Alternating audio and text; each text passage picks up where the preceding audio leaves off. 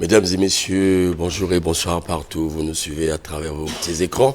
C'est avec un réel plaisir que je reviens à nos rendez-vous de tous les jours sur ce média. En tout cas, la Diar TV, la chaîne du bassin du Congo, avec l'émission Marc le Bazar. Une émission à caractère sociopolitique, comme j'aime le dire, qui traite au-delà du factuel l'actualité. L'actualité, aussi bien, nous abordons les questions de recherche. Pour cette première émission, après notre séjour à l'Hexagone, nous avons échangé avec les diasporas. Nous avons pensé utile, nécessaire, pourquoi pas, d'aborder une question comme cela est de tradition chez nous, qui rime avec la culture démocratique. Aujourd'hui, nous lançons le bal avec un journal, et plutôt un ouvrage, parce que qui dit démocratie, dit publication, dit réflexion, question de nourrir en tout cas la vie nationale. Ça fait quelques jours, je veux dire, que cet ouvrage avait paru sur la place de Brazzaville. Il est intitulé « Vie parlementaire au Congo-Brazzaville 1945-2025 ». Il est, en tout cas, le produit intellectuel du professeur Placide Modoudou, qui n'est pas à présenter d'ailleurs, qui sera aujourd'hui mon invité du jour. Il faut rappeler qu'il est juge constitutionnel, un grand universitaire de la place. Comme j'ai dit, il n'est plus à présenter. Pourquoi donc la convocation de ce monsieur sur ce plateau? Simplement parce que, comme j'ai dit, la démocratie se nourrit des idées. Les partis politiques sont des instruments, en fait, les maillons de la démocratie. Et nous avons à côté les institutions. Lorsqu'un institutionnel fait une telle production, le devoir du quatrième pouvoir, en tout cas, c'est de véhiculer ses idées, parce que nous ne vivons que de ces idées. Et ayant pris connaissance de cet ouvrage, et nous avons vu la teneur de la connaissance qu'il a eu à mettre à jour, qu'il a livré aux Congolais. Et donc, nous avons pensé vous livrer tout ce travail aujourd'hui. Alors, professeur, merci d'abord. Bonjour, il faut le dire. Bonjour à vous. Merci infiniment de votre disponibilité au-delà de votre calendrier très chargé. Merci à vous aussi voilà. Pour l'invitation. Merci beaucoup. Alors, professeur, nous allons vite aller dans le vif de notre débat. Alors, dans votre article, il faut dire que vous avez en tout cas 2 ouvrages qui sont devenus des livres de chevet pour certains. Et vous avez donc eu à mettre à la disposition des Congolais le droit administratif, 2e édition de 2023, aussi bien le président et ministre du Congo, Brazzaville 2021. Et voilà que vous venez de nous livrer, vous venez de mettre à la disposition des Congolais, en tout cas ce beau livre, Vie parlementaire au Congo-Brazzaville. Première question, professeur. Alors, qu'est-ce qui vous invite souvent à écrire désormais, je veux dire, sur les institutions de la République? Oui, merci. La question est bien arrivée. Tout part en fait de la conférence nationale, d'un fait historique majeur chez nous. Je me suis rendu compte à l'époque, que je ne connaissais pas l'histoire des institutions publiques congolaises. Tout ce que je connaissais, c'est ce que j'ai appris au mouvement national des pionniers, au PCT en tant que sympathisant, le PCT du Mono. Il y avait une histoire officielle. Et tout le déballage qu'il y a eu pendant la conférence nationale m'a convaincu qu'il y a beaucoup de pans, il y avait des pans entiers de l'histoire du Congo que je ne connaissais pas. Et que la tendance de certains acteurs politiques, c'est de la déformer. Face à un même fait, par exemple le 13, 14, 15 août 63, vous pouvez avoir 5-10 versions. Absolument. À ce moment-là, je me suis dit, je dois apprendre d'abord cette histoire et ensuite la raconter une fois que je l'aurai comprise. Voilà. Et quand vous la racontez souvent aux Congolais à travers vos ouvrages, qui sont vraiment des produits de recherche, au regard de l'épaisseur, en tout cas de vos connaissances, et c'est pour quel but réellement? C'est pour laisser des traces aussi. Et puis, bon, je pense que on ne peut pas avancer, on ne peut pas penser au futur, et même construire au présent, sans savoir ce qui s'est passé hier. Je pense que l'histoire prépare l'avenir, l'histoire nous permet de construire le présent. Et quand on a eu une vision historique des faits politiques, en général, cette vision est mieux éclairée que dans le présent, que dans le feu de l'actualité, quoi. Je prends un exemple tout simple. Quand on parle, par exemple, il y a une dizaine d'années, nous sommes en train de célébrer, même si ça passe sous silence, les 10 ans de la Constitution du 25 octobre 2015, ça fait 10 ans. Donc vous étiez un acteur, je sais, je me trompe. Oui, un peu quand même, à mon niveau. On a l'impression, quand on parle de... Bon, les gens parlent du changement de constitution, que c'était nouveau, que c'est la première fois. Or, quand on a une vision historique, on se rend compte que c'est la énième fois que nous abrogions une constitution. Voilà le thème exprimé. Donc, la vision historique est toujours importante pour mieux comprendre ce qu'on veut faire et ce qu'on projette faire. Merci beaucoup pour cette entrée de jeu. Alors, chers téléspectateurs, cet ouvrage a été présenté au public congolais. Et à travers la presse congolaise, la DIR-TV avait pris parti. Et donc, pour vous mettre dans le moule, nous allons suivre donc le très beau commentaire réalisé, très beau reportage réalisé donc par nos services de la rédaction ce jour pour vous préparer vos intelligences à cet échange que j'aurai donc avec le professeur Placide Moudoudou, la régie.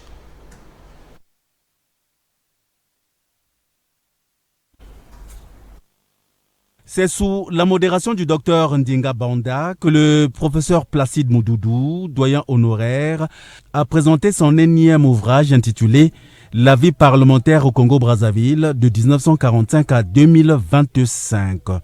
Ouvrage qui retrace les différentes étapes souvent tumultueuses de la vie parlementaire dans notre pays. Le Parlement, a martelé l'orateur devant la communauté estudiantine, a souvent été l'une des premières victimes de l'instabilité des institutions politiques congolaises. La preuve, la quasi-totalité des présidents de la République lui ont porté au moins un coup. L'abbé Fulbert Youlou, dit-il, l'avait dissous le 30 avril 1959 et avait organisé les élections législatives anticipées en 1959.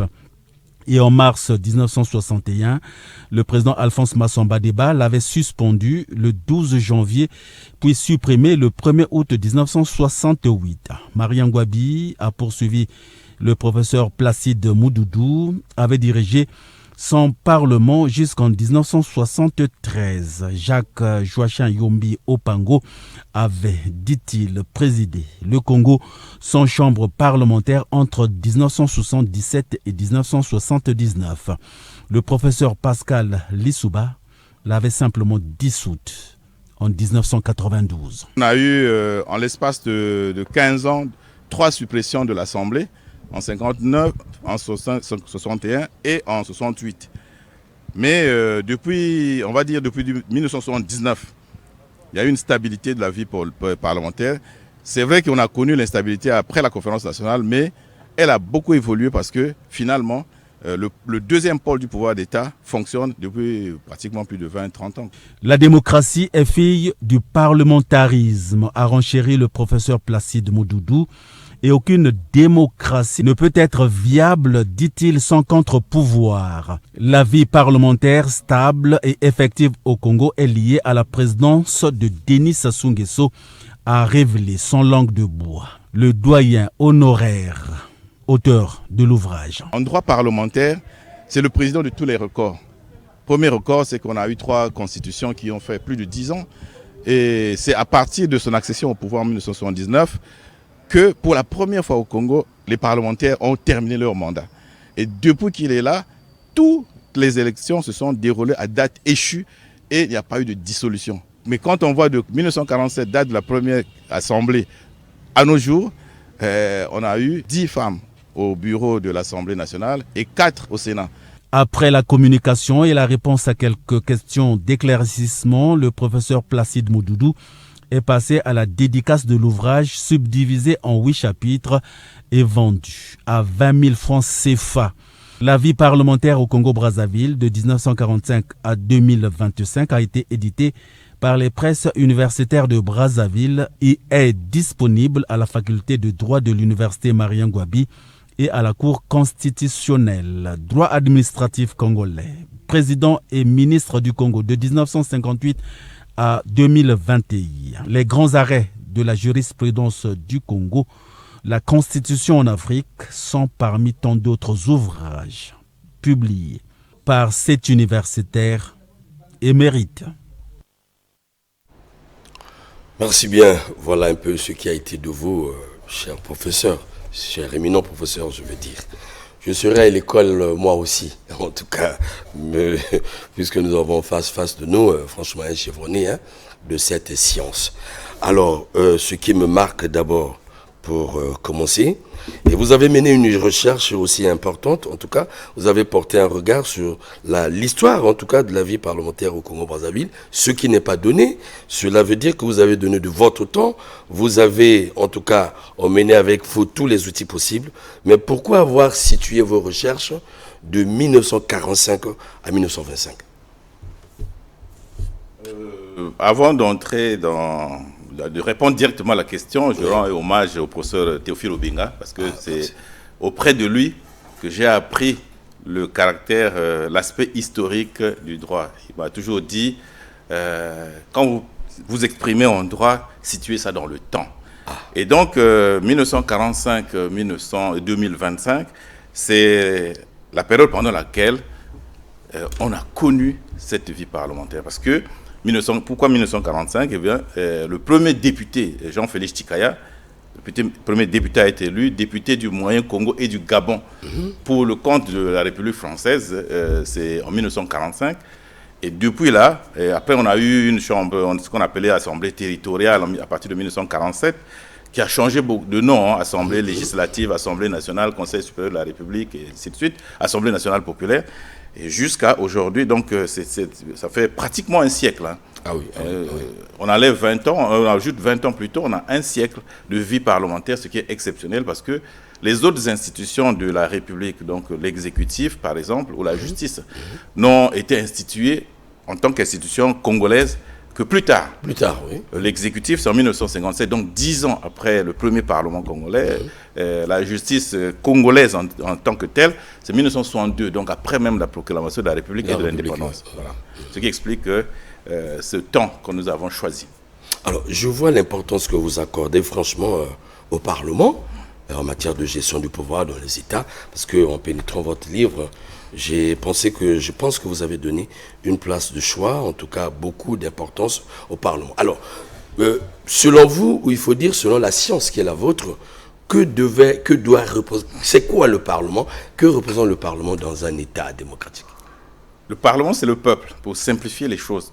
Le Parlement, c'est le peuple. Le Parlement, c'est l'institution qui donne vie à l'exécutif. Contrairement à ce qu'on pense, c'est du Parlement que naît un exécutif, que naît un gouvernement, pour passer simple.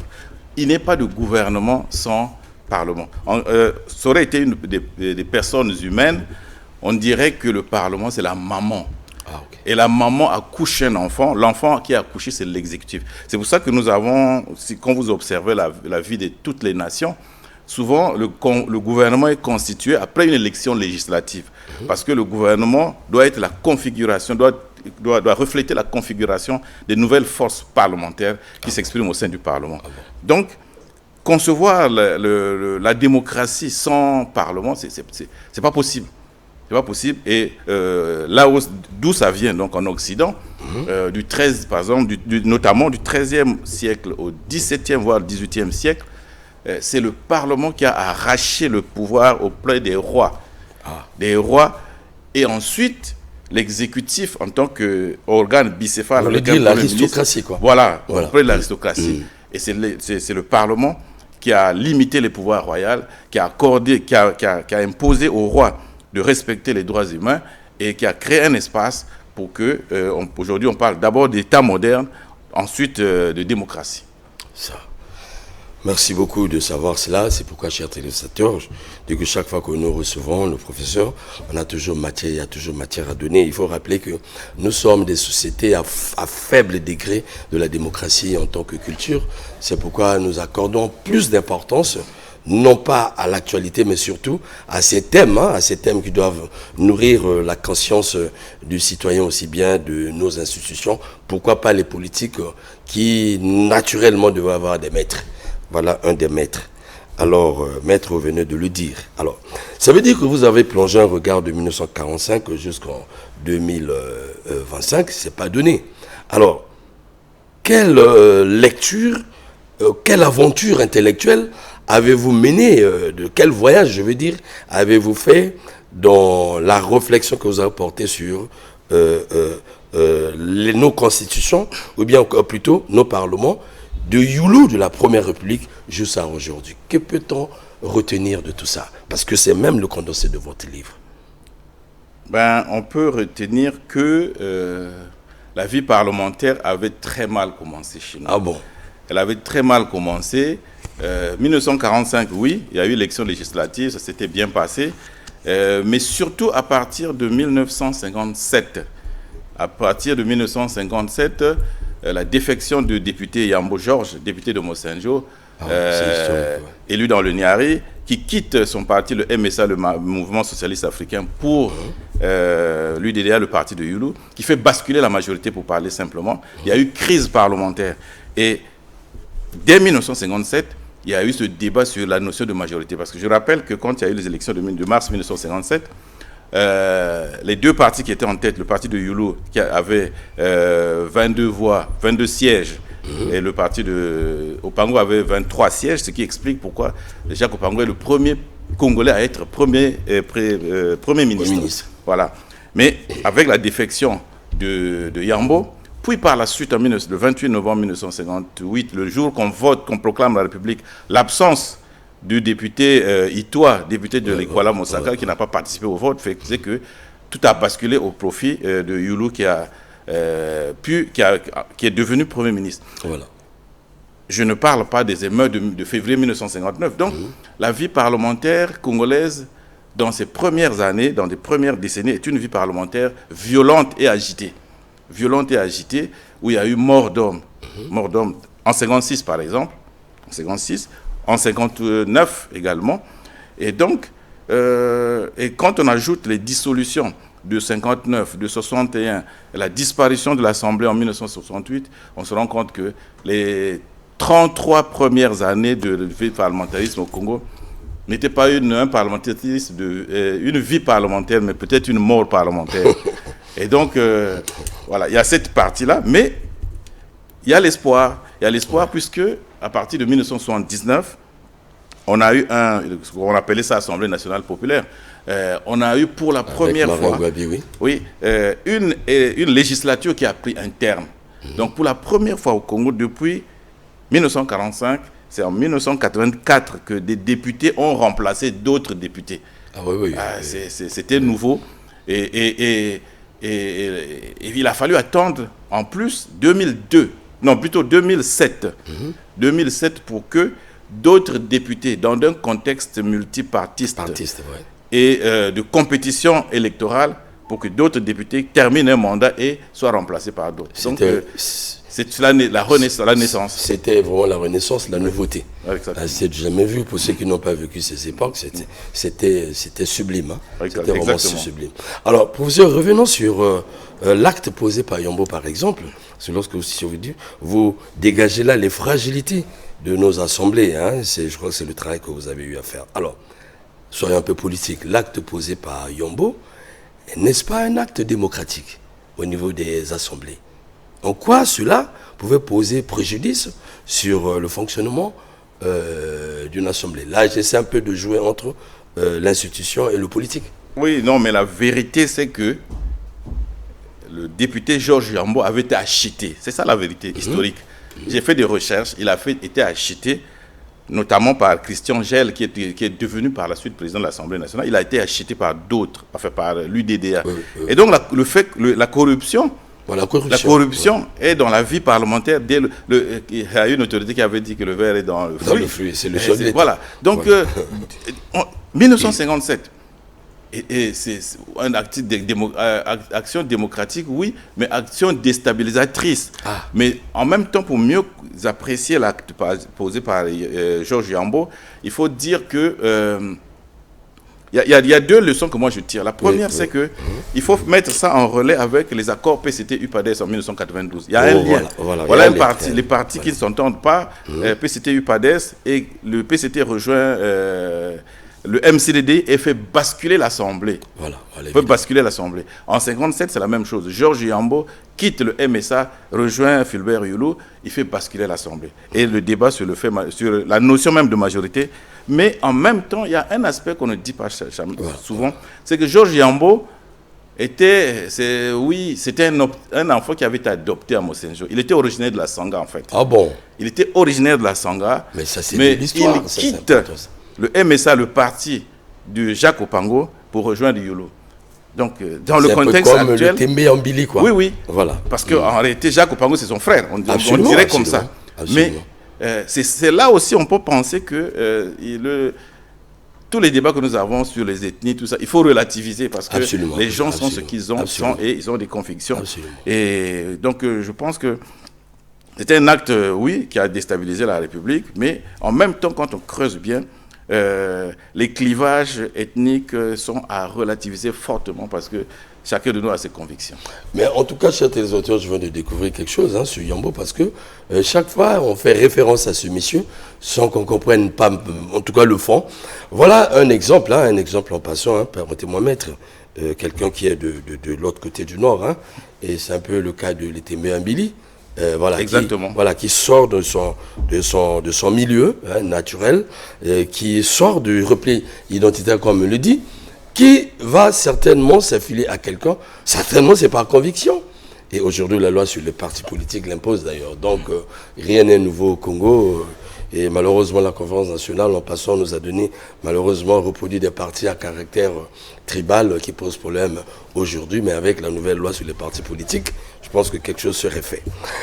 Alors, comment lire alors le Parlement pendant le mono? Parce que c'est quand même un moment aussi important de la vie politique nationale. Vous l'avez dit, nous partons de la démocratie après les indépendances et arrive un moment rouge dans le pays où tout était populaire. Voilà. Voilà. Ouais, c'est vrai. Mais il faut avoir au moins une double lecture de la vie parlementaire sous le mono. Donc à partir de 1964, voilà, 1965, il faut avoir une double lecture. A priori, on dira que bon, c'est la chambre d'enregistrement, il n'y avait rien à faire et tout ça. Et c'est le point de vue, par exemple... C'est ce qui se dit. Oui, le point de vue de Mme Mambou Niali, qui a été députée à l'Assemblée nationale en 1963, élue en décembre 1963. Mais moi, j'ai un point de vue plus nuancé. Parce que quand on regarde, c'était en 1963, c'était une élection de liste. En 1973, élection de liste. En 1979, 1984, etc. Élection de liste, donc c'est le parti unique. Absolument. Mais il y a des faits parlementaires qu'on a oubliés. J'en cite quelques-uns. Qui se souvient qu'en septembre 1964, le Parlement avait refusé au gouvernement Lissouba de légiférer par voie d'ordonnance, alors qu'il n'y avait pas d'opposition à l'intérieur. Tout le monde était d'un même côté. Mais en septembre 1964, le gouvernement et le Parlement, dirigé par Léon Ngor, oui, Léon Ngor, oui, a refusé au gouvernement le droit de légiférer par ordonnance. D'ailleurs, c'est l'une des raisons pour lesquelles il va être éjecté de la présidence de l'Assemblée en 1966. Parce qu'en mai 1966, on parle souvent du remplacement du Premier ministre Pascal Lissouba par Ambroise Noumazala, le 10 mai 1968. Mais on oublie de dire que le 4 jours avant, on avait changé de présidence de l'Assemblée parce que le président Massamba Deba voulait nettoyer en fait. Voilà. Parce que le Parlement, tout en étant monocolore, paraissait comme une opposition, comme un contre-pouvoir.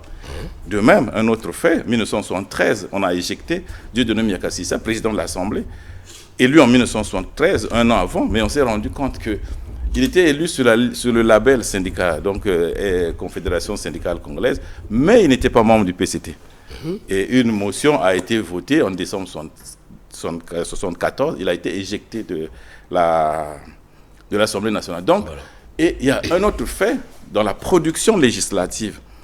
Dans la production législative, beaucoup de lois qui ont été adoptées sous le mono sont encore en vie aujourd'hui et font la preuve de leur efficacité. Donc, comme quoi la diversité politique n'est pas toujours synonyme d'efficacité. Je pense par exemple au Code de la famille, 1984. Je pense à toute la législation sur les institutions judiciaires. On en revient là, on en a déjà eu une émission là-dessus, donc je ne reviendrai pas. Mais monopartisme ne signifie pas, dans notre cas, ne signifie pas nécessairement production à la baisse de la.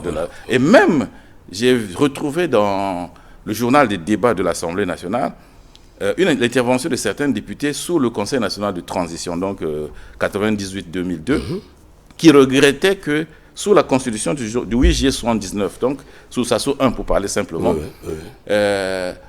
l'action, le côté contrôle de l'action gouvernementale était très efficace. Effectivement. Très efficace, plus efficace que sous le multipartisme. Absolument. Voilà. Il y a même une nostalgie aujourd'hui.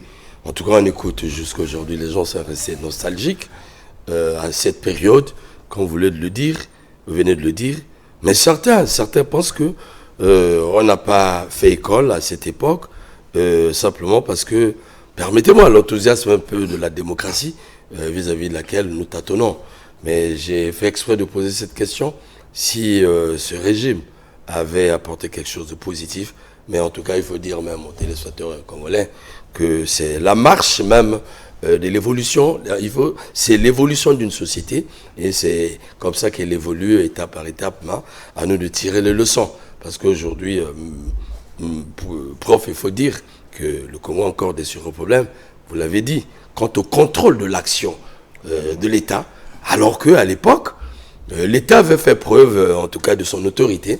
À travers ce que vous venez de dire, nous étions encore enfants. Est-ce que, la question que je pose souvent aux autorités, est-ce qu'on devait tout jeter comme ça et on ne pouvait pas revenir sur certains principes? Ça, d'autres pourront nous donner, vraiment des réponses. Alors, nous allons évoluer après le mono. Nous avons vu les changements, comme vous avez dit, du pouvoir monopartiste et la démocratie. Alors, nous partons d'un parlement rouge. Et pour certains qui pensent qu'il était caduque, pour un parlement nouveau où il faut dire le législateur avait toute cette responsabilité vis-à-vis de la politique, il pouvait se décider, il peut se décider même aujourd'hui, ainsi de suite. Alors, ce passage, qu'est-ce qu'on peut retenir? Le passage est, bon, le curseur, il faut le situer au niveau de la conférence nationale. Effectivement, on ne peut plus refaire l'histoire. Mais 1992, c'est pour la première fois au Congo qu'une élection à 2 tours législative à 2 tours est organisée. En fait, le 1992, c'est un événement parce que pour la première fois, un 2e tour est organisé à l'élection présidentielle. C'est l'unique fois d'ailleurs de l'histoire du pays. Et pour la première fois, des Congolais sont devant d'autres Congolais pour demander leur suffrage directement parce que c'était un suffrage uninominal à 2 tours. Chacun avait sa circonscription. Voilà. Puisque depuis 1947, c'était des scrutins à liste. Voilà. Or là, nous avons en fait le Congo profond qui a réagi. Et c'est dommage que l'expérience n'a pas pris corps puisque moins de 3 mois après leur élection, il y a eu dissolution de l'Assemblée. Voilà. Donc la turbulence est rentrée, mais c'était très important que finalement le Congolais sache qui est son député parce que le Parlement congolais dans sa vie a toujours souffert d'un déficit de contact ou de confiance et de relation entre le peuple ou la nation et ses représentants. Pourtant, absolument, les parlementaires sont des représentants du peuple. Absolument. Mais ils n'ont pas... tout le monde sait où retrouver un ministre, tout le monde sait où retrouver le président du conseil départemental ou municipal, tout le monde sait où retrouver un juge, mais personne ne sait où trouver un parlementaire, si ce n'est pas celui de sa circonscription. Puisque, tel que les pouvoirs sont aménagés, le gouvernement a ses représentants dans chaque département. Évidemment. La justice a aussi ses représentants dans chaque département, mais pas le Parlement. Pas le Parlement. Qui plus est, il a 3 sessions l'année, et donc il y a cette visibilité qui manque. Alors, mais par rapport à cela, ce que vous évitez et vous évoquez, c'est fondamental, hein, parce qu'une représentation du peuple qui n'est pas en contact permanent avec ce peuple, et ce peuple cherche ses représentants, c'est du vécu, Est-ce que professeur a une aspiration là-dessus, une correction à apporter, quelque chose de nouveau, est-ce que vous aspirez à quelque chose? Oui, bon, il y a certains États qui ont, par exemple, institué la session unique. Ah. En réalité, le Parlement peut siéger toute l'année. Pourquoi siéger par session? Rien ne justifie de siéger par... Tous les 2 mois, ils disparaissent et ils réapparaissent. Voilà. Donc, ils peuvent siéger permanemment. Première chose. Deuxième chose, bon, on en parle du Parlement, mais la conférence nationale avait décidé que le Parlement soit bicaméral, donc avec le Sénat. Et le Sénat, dit-on, dit la Constitution, le Sénat représente les collectivités locales. Et donc, on devrait faire un effort de faire élire dans les départements des personnes qui ont un vrai ancrage local, social, culturel. Pas comme ça se passe maintenant où la totalité des parlementaires, c'est presque tous des fonctionnaires. Et donc, une fois qu'ils sont fait élire à Lokolela ou à Madingokai, il disparaît et il reviendra 5 ans après pour venir solliciter encore le suffrage. Donc, je pense qu'un effort devrait être fait, mais le chemin est long pour qu'on rapproche l'institution parlementaire, représentant du peuple, dit l'article 5 de la Constitution, vers ce même peuple. Merci beaucoup, vous touchez là quelque chose de très important pour nous. Nous n'allons pas rater cette occasion. Certainement, les Congolais peuvent m'en vouloir, ou nos téléspectateurs. Alors, c'est des échanges qui n'ont jamais eu lieu, parce que nous sommes souvent face des politiques. Vous êtes constitutionnaliste, vous maîtrisez bien ces choses. Et nous allons porter un regard sur la réalité qui est la nôtre, vous venez de le dire. Le législateur, le philosophe dit au ciel c'est Dieu, à terre c'est le législateur, parce qu'il va de la vie de toute une nation.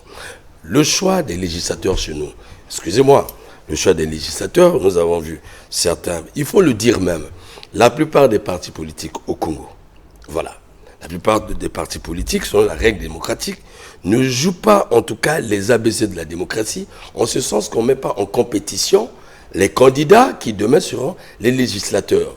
C'est là un premier problème, parce que nous avons vu entre temps des couacs entre les partis et les populations, et même dans leur sein, ça a créé des grognes. Je suis journaliste, je sais ce que je dis, j'ai des éléments que je pourrais bombarder. Alors, démocratiquement parlant, et vous savez mieux que moi, vous êtes constitutionnaliste, il n'y a pas une compétition au sein des partis politiques. Voilà, pour sortir par exemple celui qui sera élu, ainsi de suite, puisque les partis les proposent. Qu'est-ce que vous en dites? Est-ce que cela rime avec la démocratie, permettez-moi? C'est une faiblesse de notre jeune démocratie, encore qu'il faut jeune démocratie, c'est une faiblesse. Et il faut toujours rappeler aux populations, aux téléspectateurs, que les compétitions politiques et électorales datent de 92, elles sont récentes. Donc s'il est normal, il est compréhensible qu'on ait des faiblesses. Mais il y a des faiblesses à corriger, oui, au sein de partis politiques. Peut-être que la loi peut le faire. Parce que le choix des représentants, le parti participe à l'expression démocratique. Mais il y a un fait négatif à souligner, c'est que il y a des personnes qui sont, quels que soient les partis et quels que soient les bords politiques, qui se sont accaparés des partis. D'ailleurs, les leaders disent souvent, c'est mon parti. C'est mon parti. Alors donc, c'est son parti, il positionne qui il veut. Mais je pense qu'on pourrait imaginer, pourtant, dans chaque parti, en principe, il existe des organes chargés de réguler et de gérer ce type de contentieux pour mieux positionner celui qui a plus de chances d'être élu. Ouais. Mais en même temps, c'est culturel ou c'est mental. Le Congolais, une fois qu'il veut être député, regardez comment les partis ont du mal à discipliner les candidats parce que tout le monde veut être appelé honorable ou vénérable. Évidemment. Et quand il n'est pas choisi, on est indépendant. Des fois, indépendant que nous avons. D'ailleurs, ça a des effets sur le fonctionnement de l'institution, parce qu'un indépendant, il est difficile à discipliner, à cadrer.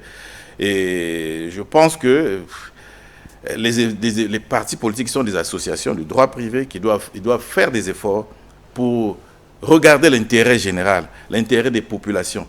Mais ce n'est pas toujours le cas, et je l'avoue.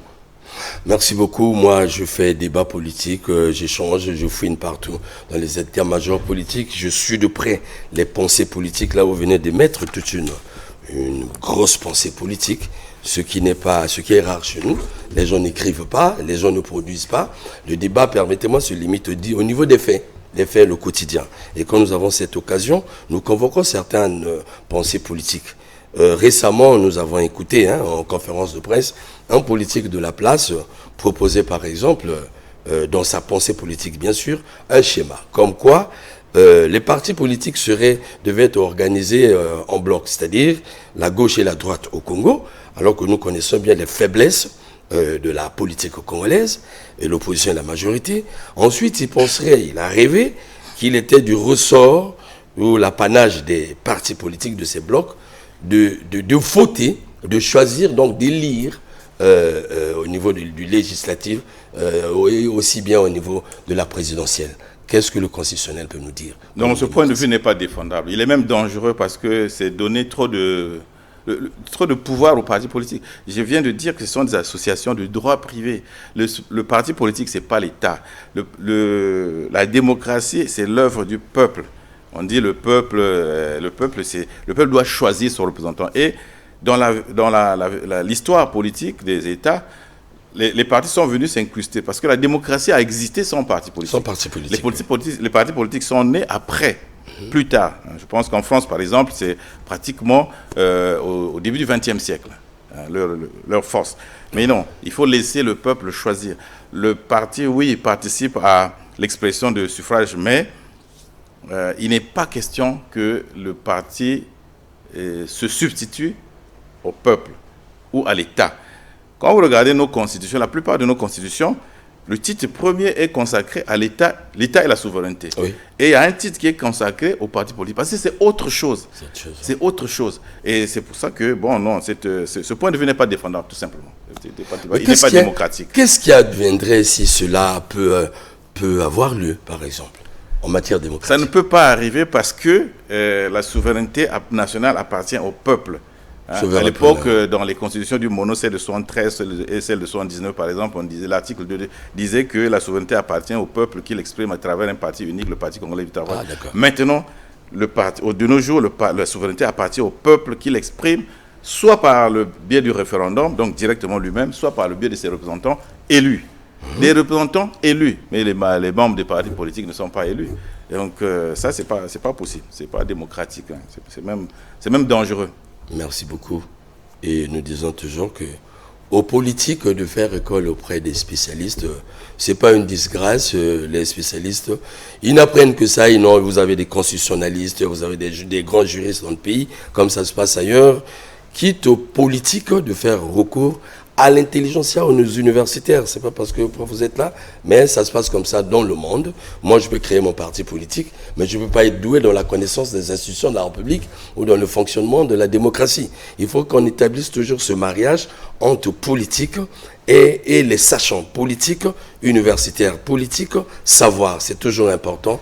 Et ailleurs, c'est comme ça que cela évolue, puisque l'idéal pour tous les Congolais, c'est de voir notre démocratie se revigorer. Parce que nous connaissons bien l'objectif du politique. Mais toujours est-il que le sachant porte toujours un regard sévère sur la marche de la démocratie. Il faut aussi ajouter que la démocratie est une production intellectuelle des sachants. Et les politiques en pratique. Alors, professeur, une question aussi importante qui part même de ton ouvrage et c'est un vrai constat dans tous les États du monde. Et peut-être que demain, il y en aura même au Cameroun. Alors, la réalité nous a démontré que pour les politiques, ils croient toujours, comme je lis dans votre livre, que la résolution des questions politiques, je veux dire, après les guerres, après des crises, ensuite après un putsch, nous avons vu au Mali, partout, au Gabon, après tout ça, la résolution des crises politiques passe pour les politiques ou pour les chefs d'État ou les hommes forts qui prennent le pouvoir par la dissolution souvent des parlements. Mais cependant, nous sentons des écarts une fois ces pouvoirs mis en place. Alors, constitutionnaliste, que dire puisque vous protégez les parlements? C'est une mauvaise pensée de croire que en dissolvant ou en supprimant l'institution parlementaire, on va résoudre une crise politique. Nous l'avons fait dans notre pays. C'est la mode. Oui. Après les émeutes de février 1959, avec une centaine de morts, on a dissous l'Assemblée. En 61, pour faire l'unité nationale, pensait-on, on a dissous l'Assemblée également. En 68, on l'a d'abord suspendu en janvier, puis supprimé en août. Comme j'ai dit au début que l'exécutif est fruit du Parlement. Donc supprimer le Parlement, c'est tuer sa maman. Ce serait comme tuer sa maman. Alors, même Jésus, pour ceux qui prient, même Jésus a eu besoin d'une maman pour venir au monde. Donc, le Parlement doit être préservé. Et moi, je me suis posé la question suivante. Pourquoi le Parlement congolais, pour parler du Congo, qu'on considère comme une chambre d'enregistrement, qui n'a pas de pouvoir, pourquoi s'acharner sur le Parlement Dès qu'il y a une crise politique, on a vu en 1992 qu'après l'élection d'un président de la République, moins de 3 mois, il a dissous l'Assemblée. Et évidemment. Ce n'est pas la bonne solution. Et je me suis dit, j'ai trouvé un début de réponse. Ma réponse est la suivante. Finalement, au-delà de la fonction législative et de la fonction de contrôle qui revient au Parlement, il y a une fonction de représentation que moi j'appelle, je qualifie le Parlement de conscience de la nation. C'est-à-dire que lorsqu'un dirigeant politique veut violer le droit, pour parler simplement, veut violer la Constitution, la présence d'une chambre le gêne. À ce moment-là, il procède par la dissolution pour lui permettre de faire ce qu'il veut faire. Et c'est un mauvais signe. Chaque fois qu'il y a une dissolution d'Assemblée ou une suppression, c'est que c'est un mauvais signe. Les droits et libertés vont prendre un coup et on est toujours dans la mauvaise direction. Ce n'est pas seulement les civils et les militaires qui le font, y compris les civils. Oui, y compris les civils. Mais aujourd'hui, nous avons constaté que dans la plupart des pays qui venaient de s'ouvrir à la démocratie, de par la volonté de la bolle, c'est récurrent. C'est la mode un peu au niveau de nos États, surtout les États qui venaient de connaître la démocratie. L'impression que ça donne, pour mieux faire asseoir le pouvoir par tous les moyens, il faut dissoudre l'Assemblée. Question, lorsque un peuple se donne cette culture souvent de la dissolution des assemblées pour un intérêt lié au pouvoir, ce qui apparemment pour ce peuple est légal, parce que l'Assemblée légitime un pouvoir. Voilà. Et quelle serait la conséquence démocratiquement parlant pour un tel peuple? C'est la régression démocratique. Aujourd'hui, ça fait plus de 20 ans, nous avons une vie parlementaire stable. Ça crée quoi? Ça crée une culture parlementaire d'abord, démocratique ensuite. Mais concevoir une démocratie, c'est-à-dire un espace où les libertés, les droits et libertés sont protégés et garantis, sans l'institution parlementaire, n'est pas concevable. Puisque, comme je viens de le dire, le Parlement, c'est la conscience de la nation. Ce sont les parlementaires qui vont vers les populations, qui écoutent leurs doléances, qui les ramènent vers l'exécutif et qui aussi affermissent l'action exécutive en ayant expliqué aux populations le bien fondé de telle ou telle mesure. En 2014, par exemple, chez nous, là, on a eu, les gens, on ne se souvient peut-être plus, mais il y a eu une grève dans l'enseignement. Oui. Et ce sont les parlementaires qui se sont déployés dans tout le pays pour éteindre cette grève-là. Absolument. Il n'est pas rare chez nous de voir, surtout le Sénat, qu'il faut saluer, recevoir des grévistes, des retraités. Donc, la résolution de certains conflits sociaux, parfois même en exerçant des compétences qui sont en réalité réservées au comité de dialogue social. Donc, il y a un déficit démocratique qui se crée lorsqu'on porte atteinte à l'institution démocratique, l'institution parlementaire, nécessairement. Mais malheureusement, ceci est dû du fait des politiques, les mêmes qui sont aussi législateurs. Politiques en même temps, législateurs. Voilà, c'est peut-être du fait de cette cacophonie. Bon, aujourd'hui, nous avons notre Parlement qu'on connaît bien. La charité bien ordonnée commence par soi-même. Alors, vous êtes constitutionnaliste, vous pouvez porter, n'est-ce pas, un regard. Parce que ce que vous dites a de l'épaisseur, en tout cas. Je ne sais pas si nombreux lisent de tels ouvrages, hein, parce que nous avons aussi cette culture, parce que ce n'est pas destiné aussi aux Congolais, c'est destiné aux parlementaires. Est-ce que ce que vous dites, en tout cas, prof, peut captiver l'opinion parlementaire congolais? Permettez-moi. Oui, ce qu'on écrit, c'est peut-être pas toujours pour aujourd'hui. Quand Platon, Aristote ont écrit, ils ne savaient pas que ce serait lu jusqu'au XXe siècle. Donc, on espère. Mais je suis convaincu que ça ne passe pas inaperçu. Ça ne passe pas inaperçu.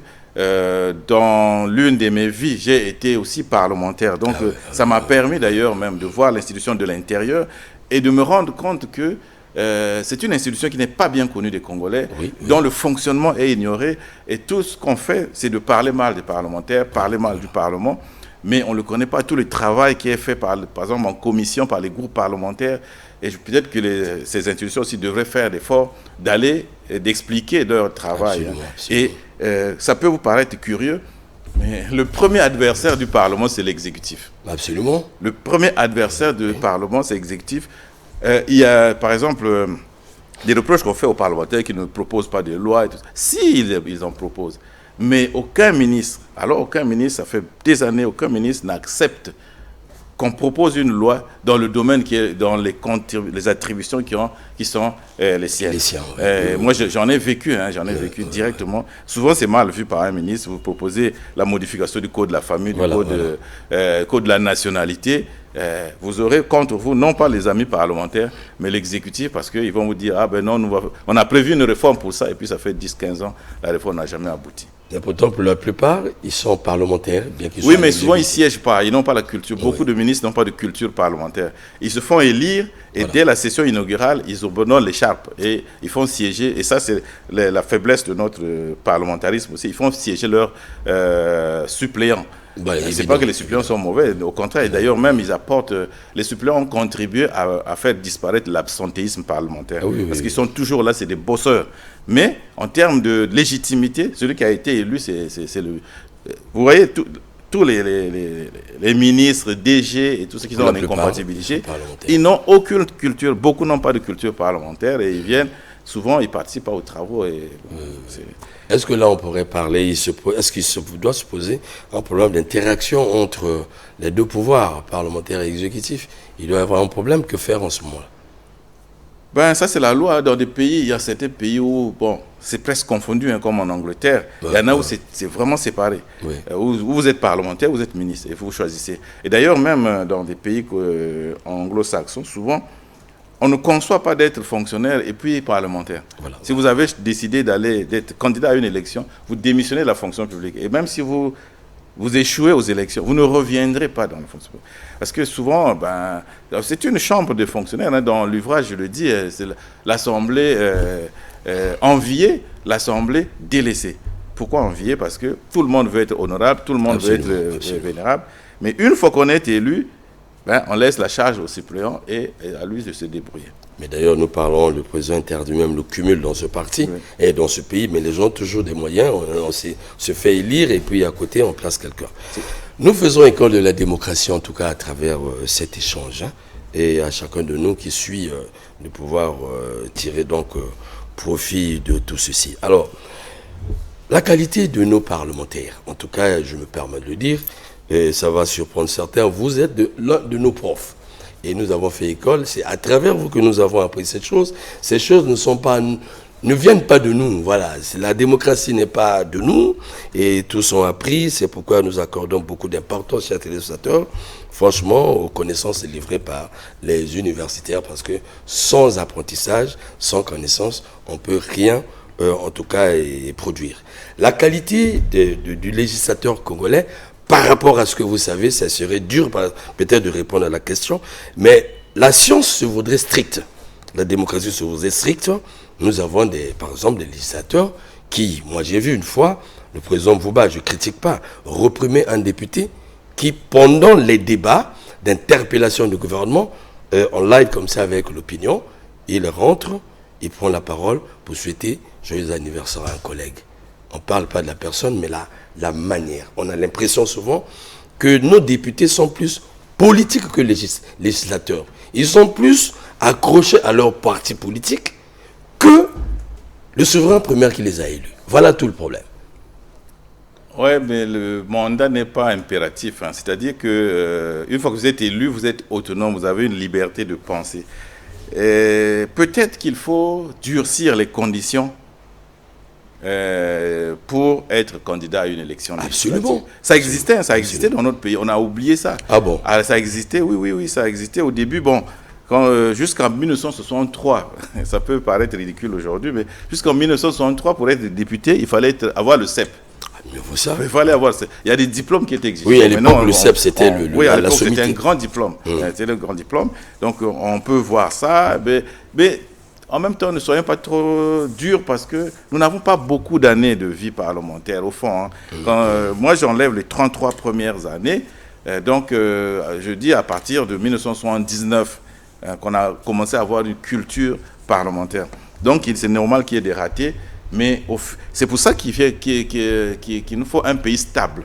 pour qu'il y ait une continuité dans l'apprentissage de la démocratie parlementaire et que je suis sûr que dans 30 ans, 40 ans, 50 ans, ce que nous voyons aujourd'hui, nous ne le verrons pas plus demain. Les gens auront la culture pour positionner les candidats, la culture pour répondre de son mandat, la culture pour comment se comporter aussi en tant que parlementaire, représentant du peuple.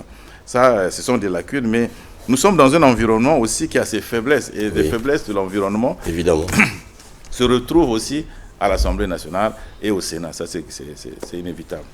Vous achevez votre livre, en tout cas, j'ai vu... Vous ne vous êtes pas empêché de reconnaître les mérites du chef d'État actuel, le président Denis Sassou Nguesso, quant à la stabilité parlementaire. Voilà, ça serait un chute même.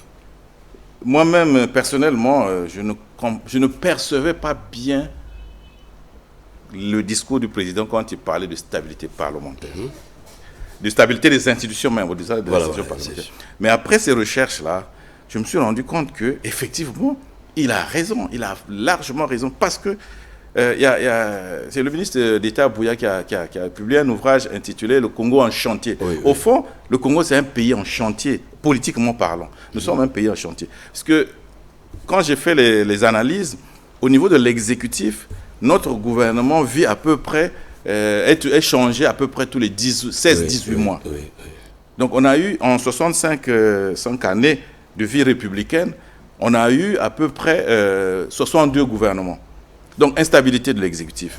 Le pôle parlementaire auquel nous faisons allusion aujourd'hui a aussi connu son instabilité. Pendant 33 ans, aucun député n'a fini un mandat. Évidemment. Bon, voilà que aujourd'hui, ça peut paraître gênant pour certains, mais c'est la vérité. Il n'y a l'unique président qui a fait qu'un parlement finisse ton mandat, c'est le président Denis Sassou Nguesso. Il a fait en 79, 84, 84, 89.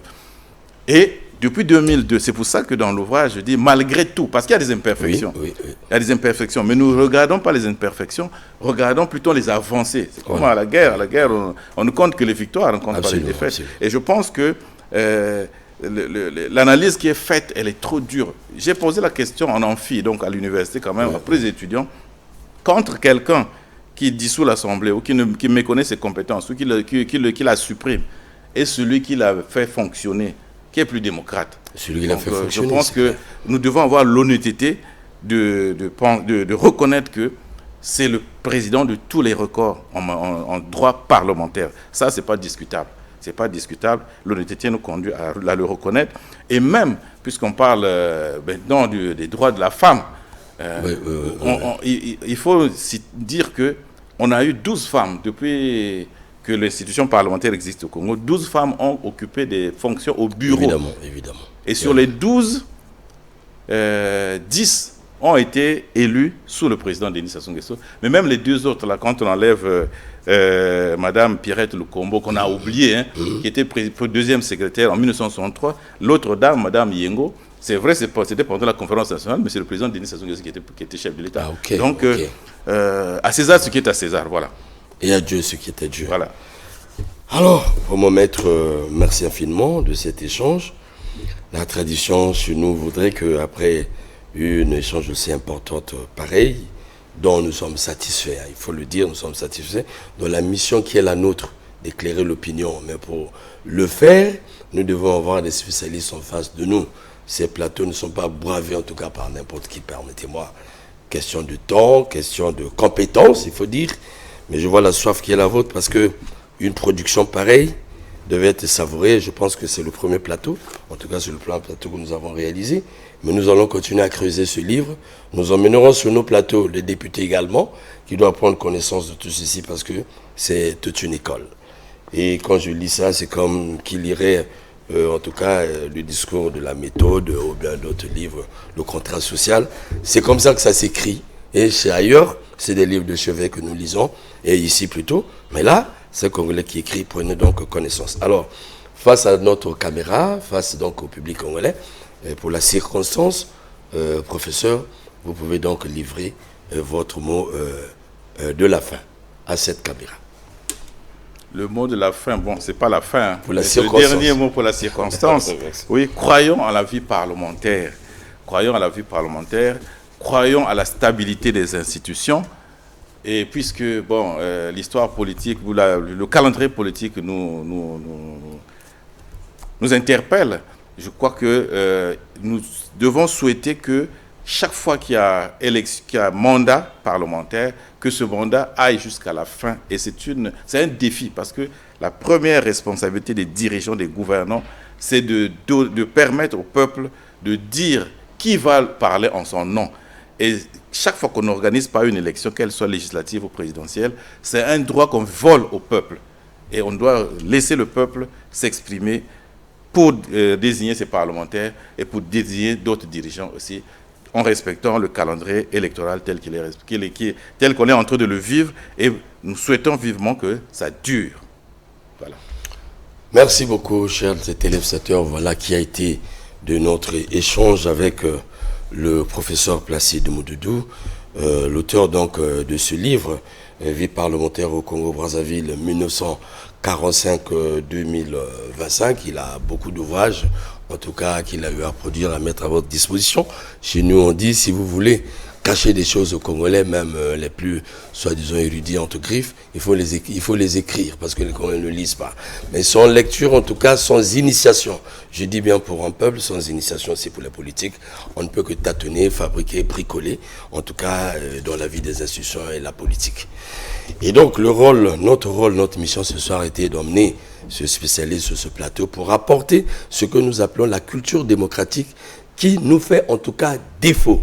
Et lorsque nous ne sommes pas cultivés sur ce point, ça va dans tous les sens. Nous connaissons des crises au niveau des institutions, au niveau de la gestion des partis politiques, ainsi de suite, parce que n'importe qui peut l'être.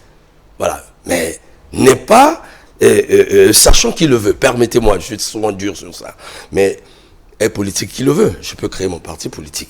Mais est-il que les politiques doivent se ressourcer auprès des sachants?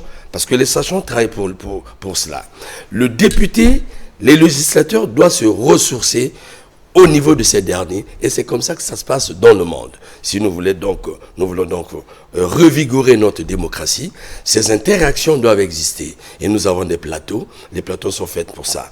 Nous souhaitons voir demain des députés avec de tels sachants sur nos plateaux, exprimer des choses, creuser des grandes thématiques où les Congolais peuvent gagner. Merci donc de nous avoir suivis en tout cas, professeur. Tout le plaisir était à moi, en tout cas, de vous avoir reçu. Merci, chers téléspectateurs. Au revoir chez vous. À la prochaine fois. Au revoir.